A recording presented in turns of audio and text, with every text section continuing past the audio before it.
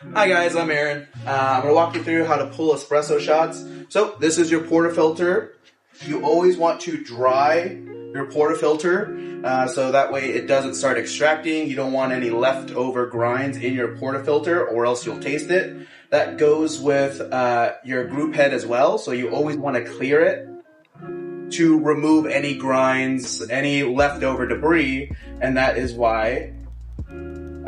So that way you don't taste it, it'll go rancid, you'll start to see undesirable flavors. And so this is an automatic machine. It's already set as long as you press it for the right amount of time. So press it in.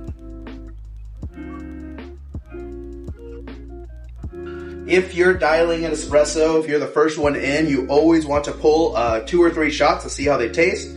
You want to level your bed so that way you don't have big hills, little mountains. You want to make sure it's a nice, flat, even plane. And then I like to measure it out to see where I'm at. Little low, but I'm not going to worry about it today. You pop it in the compact grinder or the compact press, and it will press your puck down. You make sure that this is nice and even. If it's even, it'll stay in your portafilter nice and fine. If it's not, it will fall out. So you carefully lock it into place. If you knock it around, be aggressive with it, you will break your puck, and that will lead to channeling, which will lead to under extraction, sour, bitter, astringent flavors. And so you want to make sure you're gentle with your coffee puck because this is the important stage. Place your cup down, hit the 2 group button. This is timed out, so it has a certain flow rate. If it is too quick, that means there's channeling and there's more water going through your puck. And so if it's going too slow, that means it's too compact and you need to coarsen up your grind. So we're actually a little fast. We're channeling just a little bit. You can tell because there's dripping in the back. And so you just have to make sure your group head is nice and locked. So you're shooting for a range of anywhere between 25 seconds to 30 seconds. And it's a nice rule of thumb because most espresso is going to be right around that range. If it's too much longer, it's going to be washed out. It's not going to taste very strong. If it's too short, it's going to be too strong, too bitter, and it's not going to have appropriate flavor. So when it comes to your coffee, you want to use it as quick as possible. Always taste your shots. But in the middle of a rush, you can't do that. And so that's why you got to dial in. When it comes to your milk, this is a 12-ounce cup. So this is roughly 16 ounces worth of cup. You're going to want to fill it to this first bevel, which would be just under this little lip.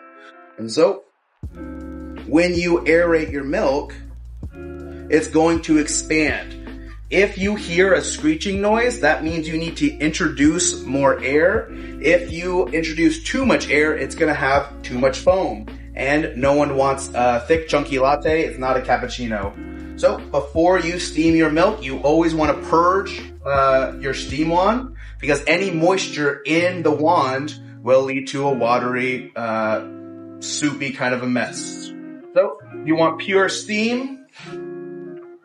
When you introduce your steam wand, you set it right to where that bevel was, where you put just enough milk. And as you go, put your steam wand in. You give it a 1, 2, 3 second start. And you should always use a thermometer. If you go past 130 into the 140 range in heat, you will start to burn the fats. You'll lead to unwanted flavors and it won't taste very good. If it's not hot enough, that's okay.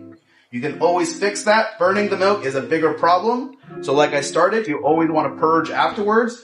Clean your steam wand because no one wants gross, disgusting milk in their drink. So when you are pouring latte art, it takes time and practice. This milk is too thick, so it's fine. And as you put time and practice in, you'll be able to do all sorts of art, designs, and other kinds of things.